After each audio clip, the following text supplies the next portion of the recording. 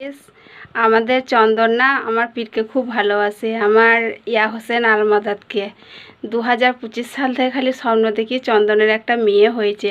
এত সুন্দর, শুভ শক্তি, শুভ সংখ্যা 7, নূরের মতন। সবসময় ওর একটা চিহ্ন দেওয়া থাকে, বরকত। মানে ও যখন হবে না, অনেক বরকত হবে ওদের ঘরে। আর এত কি বলবো, মানে বরকত মেয়ে, মানে শুভ শক্তি, শুভ সংখ্যা এরকম দেখায়।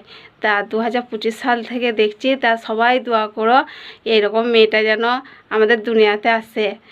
আমি চাই এই দুনিয়াতে যেন ওই মেয়েটা আসে, আমাকে যেটা স্বপ্ন আল্লাহ দেখায় সেইটা যেন হয়ে যায়। চন্দনের যেন একটা মেয়ে হয়। আমার পীরকে খুব ভালোবাসে, আর মেয়ে হওয়া খুব ভালো।